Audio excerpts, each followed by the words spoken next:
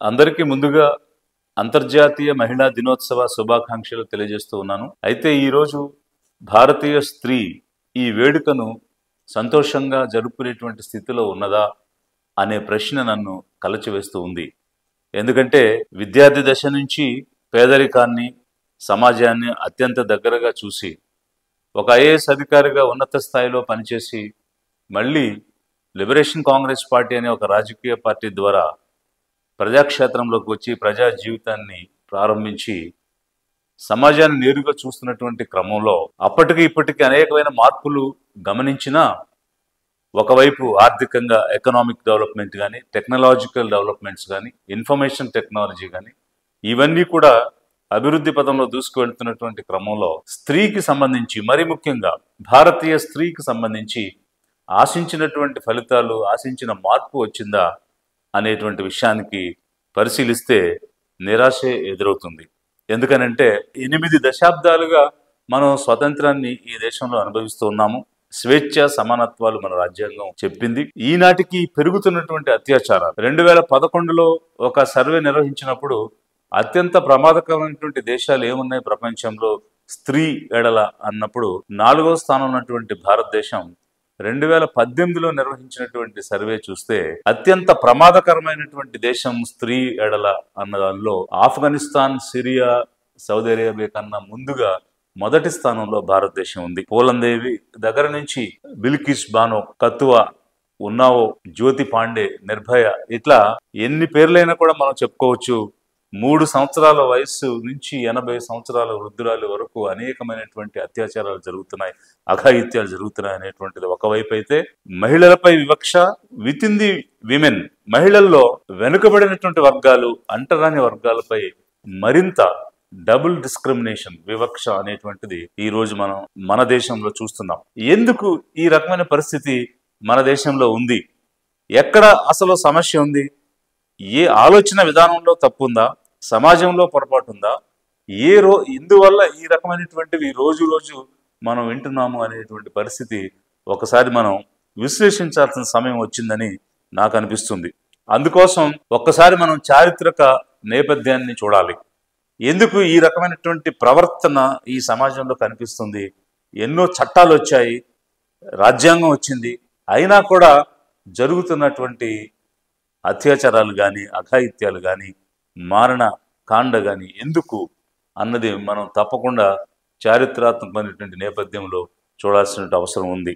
సుమారు 5000 సంవత్సరాల క్రితం భారత ఉపఖండంలో ఇండస్ వ్యాలీ సివిలైజేషన్, సింధులోయ నాగరికత అనేటువంటిది మనందరం కూడా చదువుకున్నాము. భారతదేశ వ్యాప్తిగా ఉన్నటువంటి నాగరికతలో స్త్రీకి ప్రథమ స్థానం ఉండేది. మాతృస్వామ్య వ్యవస్థ ఆ రోజు ఉండేది. కుటుంబానికి యజమానిగా స్త్రీ ఉండేది. అన్నీ కూడా తన యొక్క అడుగుజాడల్లో, తన సంరక్షణలో ప్రతి వ్యవస్థ కూడా నిర్మితమై ముందుకు సాగినటువంటి క్రమం ఆ సివిలైజేషన్లో మనం చూసాం. ఆ ఒక కుటుంబానికి సంబంధించినటువంటి తల్లి మరణించిన తర్వాత ఆమెను పూజించడం అనేటువంటిది కూడా ఆ వ్యవస్థలో మనం చూసాం. ఈరోజు ఈ భారతదేశంలో గ్రామ దేవతలు ఉన్నారు అని అంటే కేవలం మన సింధు నాగరికతలో తల్లులుగా కుటుంబాలను నడిపించి, గ్రామాలను నడిపించినటువంటి మాతృస్వామ్య వ్యవస్థకు నిదర్శనంగా గ్రామాల్లో గ్రామ దేవతలు ఉన్నారు. ఎక్కడా కూడా గ్రామ దేవుళ్ళు అనేది మనం చూడలేదు, కేవలం గ్రామ దేవతలు ఉన్నారు. దానికి నిదర్శనమే మాతృస్వామ్య వ్యవస్థ. మరి అంత గొప్ప స్థానం కలిగినటువంటి స్త్రీ ఎందుకు పతనమైంది, ఎందుకు క్రిందకు నెట్టివేయబడింది అనేది కనుక ఒకసారి మనం చూస్తే, సుమారు 1500 BCలో యురేషియా నుంచి వలసకు వచ్చారు ఆర్యులు. మన దేశానికి పొట్ట చేత పట్టుకుని వచ్చినటువంటి పరిస్థితి. కానీ వచ్చిన వాళ్ళు మన నాగరికతను నాశనం చేయడమే కాకుండా, దండయాత్రలు చేయడమే కాకుండా, దాడి చేయడమే కాకుండా, ఇక్కడున్నటువంటి వ్యవస్థ మొత్తాన్ని కూడా విభజించడం అనేటువంటిది చేశారు. యురేషియా నుంచి ఇక్కడకు వలస వచ్చారనేటువంటి అంశాల మీద అనేకమైనటువంటి పరిశోధనలు జరిగాయి.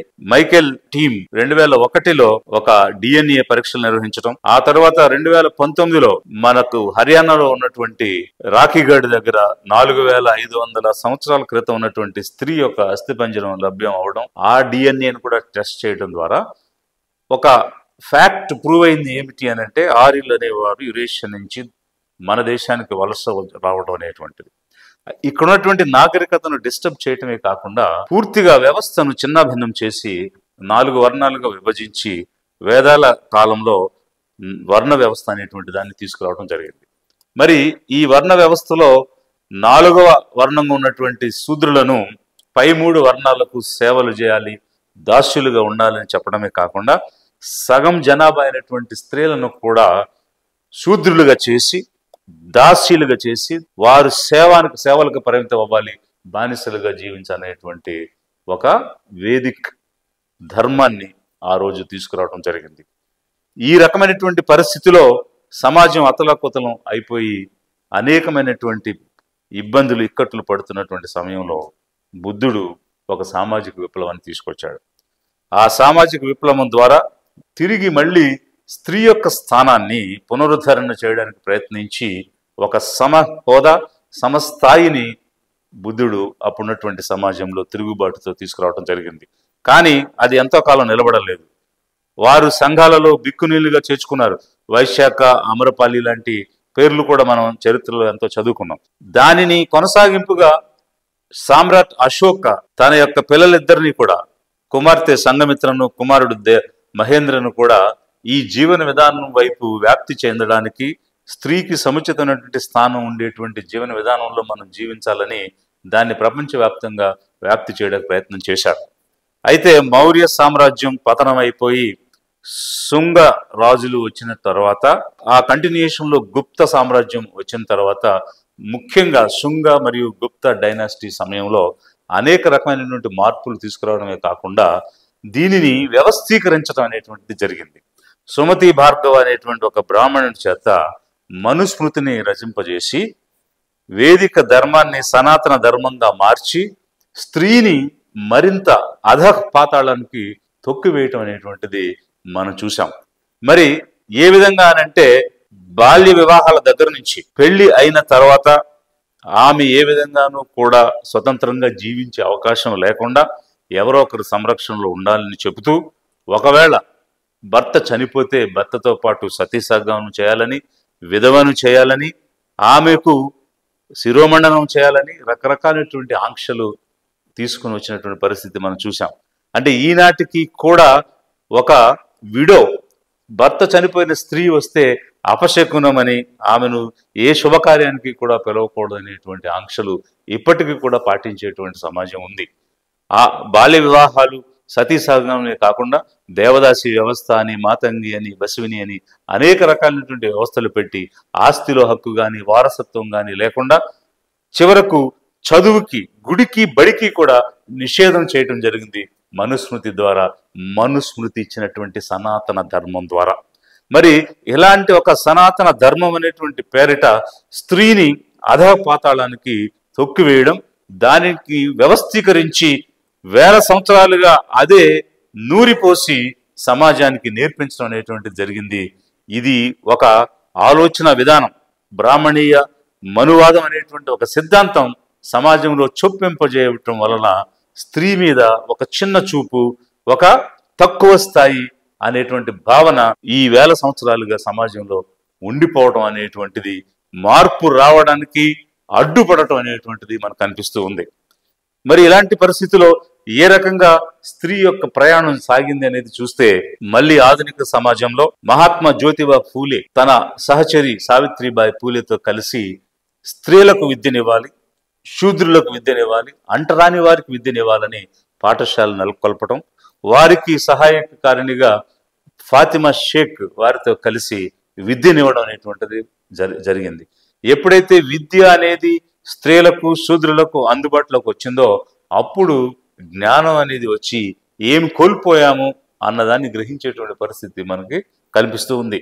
బ్రిటిష్ వాళ్ళు వచ్చి సతీ సహగమనాన్ని నిలిపివేసినటువంటి చట్టం, బాల్య వివాహకాల నిలుపుదల చట్టం, విడో రీమ్యారేజ్ యాక్ట్, ఆస్తి హక్కు చట్టం, ఇలా అనేకమైన చట్టాలు తెచ్చే వరకు కూడా స్త్రీ అధఃపాతాళానికి నెట్టివేయబడి అధోగతిలో ఉన్నటువంటి స్థాయి, అంటే హెచ్చు స్థాయి నుంచి అధమ స్థాయికి rise and fall of women in India అనేటువంటిది మనం చరిత్రలో స్పష్టంగా చూస్తూ ఉన్నాం.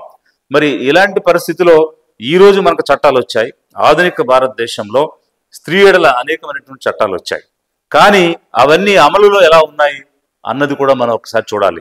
మహాత్మా పూలే ఒక ఆలోచనతోటి స్త్రీకి విద్యనివ్వాలి, స్త్రీకి సమస్థానం ఇవ్వాలని తాను ప్రయత్నం చేస్తే దానికి ఒక కార్యరూపాన్ని ఇచ్చి, ఒక చట్ట రూపాన్ని ఇచ్చి డాక్టర్ అంబేద్కర్ రాజ్యాంగంలోనే సమాన స్థితిని స్త్రీకి తీసుకురావడం జరిగింది. రాజ్యాంగం తర్వాత తను వ్యయ ప్రయాసాలకు వచ్చి తనకున్నటువంటి సమయాన్ని, జ్ఞానాన్ని అంతా వడపోసి హిందూ కోడ్ బిల్ అని ఒక బిల్లుని తీసుకురావడం జరిగింది. ఆ బిల్లులో ఆస్తి హక్కు కానీ, వారసత్వం కానీ, సమాన వేతనం కానీ, సమాన పని గంటలు కానీ, మెటర్నిటీ లీవ్ కానీ, ఇలా అన్ని రకాలైనటువంటి అవకాశాలు స్త్రీకి కల్పిస్తూ తీసుకొచ్చినటువంటి బిల్లు ఆనాడు పాస్ కాలేనందువల్ల వారు మంత్రి పదవికి రాజీనామా చేశారు. కానీ ఆ తరువాత అనేక చట్టాలుగా ఈ దేశంలో పలు చట్టాలుగా రావడం, అన్ని రంగాలలోనూ స్త్రీకి సముచిత స్థానం ఇవ్వాలనేటువంటి చట్టం రావడం అనేది ఈ రోజు మనం రాజ్యాంగం ఆ తర్వాత వచ్చిన చట్టాల ద్వారా చూస్తున్నాం. అయితే మరి ఇన్ని చట్టాలు వచ్చాయి, సముచిత స్థానం ఇవ్వాలని చెప్పిన క్రమంలో ఎందుకు ఇంకా స్త్రీ మీద వివక్ష జరుగుతూ ఉంది? ఒకప్పుడు రాజా రామ్మోహన్ రాయ్, స్వామి వివేకానంద, ఈశ్వర్ చంద్ర విద్యాసాగర్ ఇలా అనేక మంది సామాజిక స్పృహతోటి సాంఘిక సంస్కరణల కోసం ప్రయత్నం చేశారు. మరి ఈ రోజు సనాతన ధర్మంలో ఉన్నటువంటి తప్పులను ఎత్తి చూపించి వాటిని కరెక్ట్ చేయడానికి ప్రయత్నం చేశారు. అందుకే చట్టాలన్నీ కూడా వచ్చాయి. అయినా కూడా ఎందుకు ఈ వివక్ష కొనసాగుతుంది? స్త్రీకి ఎందుకు సముచిత స్థానం రావడం లేదు? మనందరం కూడా ఆలోచించాలి. స్త్రీలు కూడా ఆలోచించాల్సినటువంటి అవసరం ఏముందంటే, ఇక్కడ ఎవరు అసలు మనల్ని ఈ కింద స్థాయికి నెట్టివేశారు? హెచ్చు స్థాయిలో ఉన్న మనల్ని అధోగతి పాలు ఎవరు చేశారు?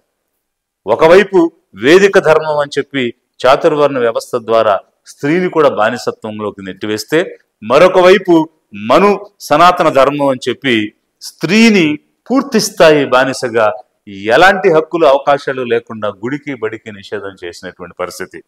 మరి ఇలా ఒకవైపు ఉంటే, మరొక వైపు సమాన స్థాయి ఇవ్వాలని బుద్ధుడు, అలాంటి ఆలోచనతోటి మహాత్మా పూలే, రాజా రామ్మోహన్ రాయ్, స్వామి వివేకానంద, ఈశ్వర్ చంద్ర విద్యాసాగర్, ఒక సముచిత స్థానం, సమస్థానం ఇచ్చినటువంటి డాక్టర్ అంబేద్కర్, వీరందరూ కూడా చెప్పాలంటే నిజమైనటువంటి ఫెమినిస్టులు.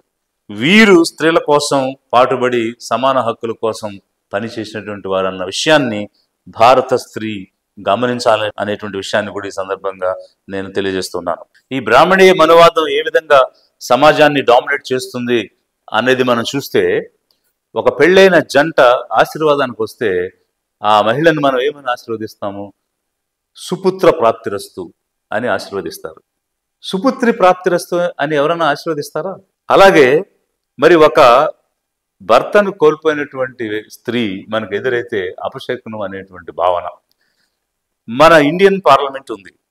Parliament is comprising of the president, the upper house Rajya Sabha and the lower house Lok Sabha అని ఒక నిర్వచనం రాజ్యాంగంలో ఉంటుంది. అంటే పార్లమెంటు అనగా రాష్ట్రపతి, లోక్సభ మరియు రాజ్యసభ మూడింటిని కలిపి పార్లమెంట్ అంటారు. అలాంటి పార్లమెంటు భవనం ప్రారంభోత్సవం జరుగుతూ ఉంటే, ఆ పార్లమెంటుకి ఎవరైతే హెడ్గా ఉన్నారో ఆ ప్రెసిడెంట్ని, ద్రౌపది ముర్ము గారిని ఆ ప్రారంభోత్సవానికి పిలవలేదు. ఎందుకు? భర్తను కోల్పోయినటువంటి స్త్రీ అని. మరి సాక్షాత్తు రాష్ట్రపతి స్థాయిలో ఉన్నటువంటి ఒక స్త్రీకి ఇంతటి అవమానం జరుగుతుంది ఈ బ్రాహ్మణీయ మనువాదం పేరిట అని అంటే, ఈ వ్యవస్థలో ఏ రకమైనటువంటి సిద్ధాంతం, ఆలోచన విధానం వేళ్ళూనుకుని పోయింది? మనకు రాజ్యాంగం ఇచ్చినటువంటి Liberty, equality, fraternity, unity, integrity అనేటువంటి సూత్రాలు అమలులోకి రాకుండా స్వేచ్ఛ, సమానత్వం, సౌభ్రాతృత్వం అనేటువంటివి మాటలకే, కాగితాలకే, చట్టాలకే పరిమితమయ్యాయా? లేక మన ఆలోచన విధానంలో మార్పుకు కూడా ఏమైనా శ్రీకారం చుట్టాయా అన్న విశ్లేషణ ప్రతి మనిషి, ఈ భారతదేశంలో ఉన్నవారు ఆలోచించాలి. ప్రతి పౌరుడు అనేటువంటి విషయాన్ని లిబరేషన్ కాంగ్రెస్ పార్టీ ద్వారా సమాజానికి మేము తెలియజేస్తూ ఉన్నాము. ఈరోజు ఒకసారి చూడండి, పద్మభూషణ్ అని, పద్మ విభూషణ్ అని రకరకాల బిరుదులు సంపాదించుకున్న వారు సమాజానికి ఎలాంటి సంకేతాలు ఇస్తున్నారు అనేటువంటిది ఒకసారి చూడండి. పద్మభూషణ్ సినిమా యాక్టర్గా ఉండి రాజకీయ నాయకుడిగా తెలుగుదేశం ఎమ్మెల్యేగా ఉన్న బాలకృష్ణ గారు అంటారు, ఆడది కనిపిస్తే ముద్దైనా పెట్టాలి, కడుపైనా చేయాలంటాడు.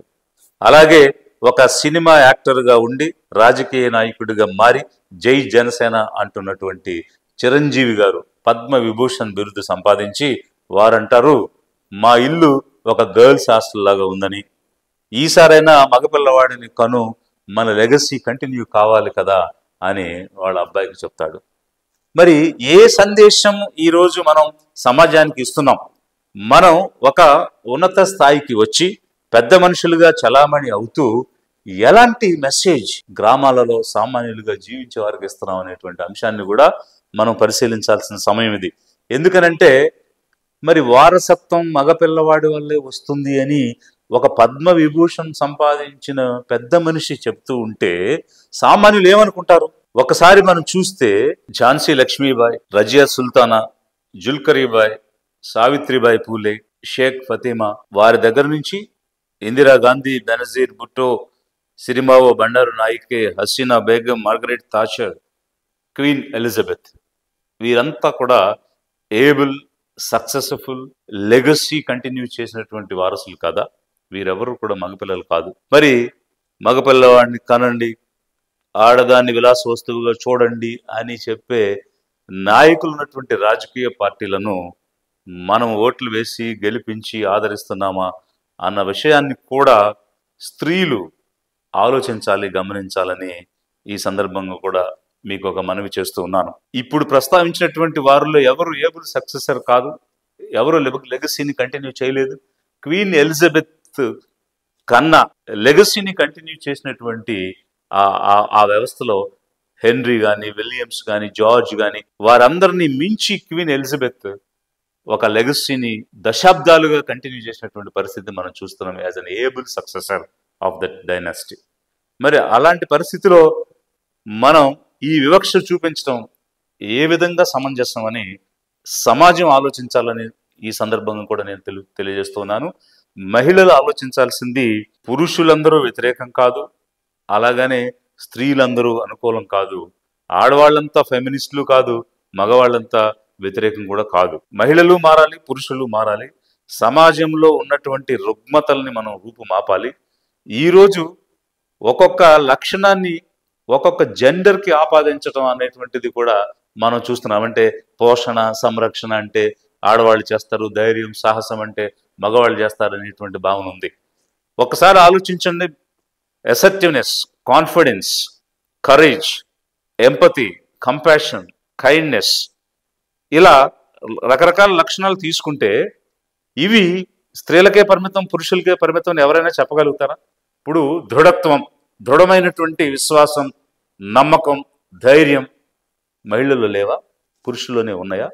స్వతంత్రంగా వ్యవహరించటం, పిల్లల్ని పెంచడం పురుషులు స్త్రీలు ఇద్దరూ చేయగలుగుతున్నారా? కేవలం ఒకరే అంటే పిల్లల్ని పెంచడం స్త్రీలు మాత్రమే చేసి పురుషులు చేయడం లేదా? వంట అనేది స్త్రీలు మాత్రమే చేసి పురుషులు చేయడం లేదా? ఈరోజు మనం ఛానల్స్, టీవీ ఛానల్స్ చూస్తూ ఉంటే మాస్టర్ షెఫ్స్ ఎంతమంది ఉన్నారు? మగవాళ్ళు ఎంత గొప్పగా వంట చేసేటువంటి వాళ్ళు ఉన్నారు. మరి దీన్ని బట్టి కాన్ఫిడెన్స్ కానీ, ఎంపతి కానీ, కైండ్నెస్ కానీ స్త్రీలకే ఉన్నాయా, పురుషులకు లేవా? అంటే ఏ క్యారెక్టర్ తీసుకున్నా కూడా మీరు విశ్లేషణ చూడండి, స్త్రీలో ఉన్నది పురుషుల్లో ఉంది, పురుషుల్లో ఉంది స్త్రీలో ఉంది. కాబట్టి ఒక క్యారెక్టర్ని బట్టి వీళ్ళు స్త్రీలు, ఒక క్యారెక్టర్ని బట్టి వీళ్ళు పురుషులు అని జెండర్ని బట్టి క్యారెక్టరిస్టిక్స్ ఇవ్వడం అనేటువంటిది కేవలం మనం వివక్ష కోసం మాట్లాడే అంశమే కాక బయలాజికల్గా ఉన్న డిఫరెన్స్ తప్ప స్త్రీకి పురుషుడికి ఎలాంటి డిఫరెన్స్ లేదు. ఇది ఒక సత్యం. ఈ సత్యాన్ని అందరూ కూడా తప్పకుండా యాక్సెప్ట్ చేయాలి. ఎందుకనంటే ఏ క్యారెక్టర్ తీసుకున్నా కూడా అది పురుషుల్లో ఉన్నది స్త్రీలో ఉంటుంది, స్త్రీలో ఉన్నది పురుషుల్లో ఉంటుంది. కేవలం డిఫరెన్స్ ఈజ్ బయలాజికల్. అందుకే ఏళ్ల తరబడి మన సంస్కృతిలో ఉన్నటువంటి ఆలోచనల్ని మార్చుకోవాలి. ఎందుకోసమంటే చాలా రకాల పదాలు మనం వాడుతూ ఉంటాం. ఏమిటి? ఉదాహరణకి మగాడిలో మాట్లాడు, మగాడవైతే రా, అమ్మలక్కల ముచ్చట్లు, ఆడదానిలాగా ప్రవర్తిస్తున్నావేంటి, ఇట్లాంటివి అనేకమైనటువంటి గాజులు తొడుక్కున్నామా, ఇట్లాంటి సంభాషణలు చాలా మనం చూస్తూ ఉంటాం. ఇవన్నీ కూడా మారాలి. ఆడంగి వేషాలు ఏంటి, ఆడదానిలాగా ఏడుస్తున్నావేంటి అని అంటుంటాం. అంటే ఆడవాళ్ళు మాత్రమే ఏడుస్తారా, మగవాళ్ళు ఏడవరా? ఏడవడం అనేది ఒక ఇమోషన్. ఆ ఇమోషన్ ప్రతి ప్రాణం ఉన్నటువంటి ప్రతి జీవికి ఉంటుంది. Animals also will weep, will cry. It's an emotion. So దీనిని మనం గమనించకుండా ఒక్కొక్క క్యారెక్టర్ని ఒక్కొక్కరికి ఆపాదించటం, దాని ద్వారా మనం వివక్ష చూపించటం, ఇవన్నీ కూడా సరికాదు, సబబు కాదు. రాజ్యాంగం వచ్చింది, చట్టాలు వచ్చాయి. చట్టాలు కేవలం కాగితాలకు పరిమితం కాకుండా అమలుకి రావాలి అని అంటే ప్రజల్లో మార్పు రావాలి. స్త్రీ పురుషులు ఇరువురిలోనూ మార్పు రావాలి. అప్పుడే సమాన స్థానం, సముచిత స్థానం వస్తుంది. అందుకే లిబరేషన్ కాంగ్రెస్ పార్టీ మహిళలకు సముచితమైనటువంటి స్థానం ఇచ్చి అన్ని రంగాలలో 50% ప్రాతినిధ్యం ఇవ్వాలని మా సిద్ధాంతం. మేము ప్రోత్సహిస్తూ ఉన్నాము, అది మేము పాటిస్తాము. 33% రిజర్వేషన్ ఇస్తామని పార్లమెంట్లో బిల్లు తీసుకుని వచ్చారు. ఈ 33% అనేది జనరల్లోనే కాకుండా ఓబీసీలోనూ 33% ఇవ్వాలి, ఎస్సీలోనూ 33 ఇవ్వాలి, ఎస్టీలోనూ 33 ఇవ్వాలి, మైనారిటీలోనూ 33 ఇవ్వాలి. అలా ప్రతి సామాజిక వ్యవస్థలో ఉన్నటువంటి ప్రతి వర్గంలోనూ 33% కనీసంగా మహిళలకి చట్ట ప్రకారం ప్రాతినిధ్యం ఇవ్వాలనేటువంటి దాంతో పాటు లిబరేషన్ కాంగ్రెస్ పార్టీ ఒక సమాజ స్థాపన జరగాలి, స్త్రీలకు స్థానం ఇవ్వాలని పురుషులు అనుకోవాలి. అలా అనుకున్న రోజే ఈ సమాజ స్థాపన జరుగుద్ది. అందుకోసం ఈ మహిళా దినోత్సవాన్ని మనం నిజంగా వేడుకగా జరుపుకోవాలి అని అంటే సమాజ స్థాపన జరిగి స్త్రీలకు సముచిత స్థానం, సమభాగం, సమస్థానం, సమహోదా రావాలని చెప్పేసి లిబరేషన్ కాంగ్రెస్ పార్టీ కోరుకుంటుంది.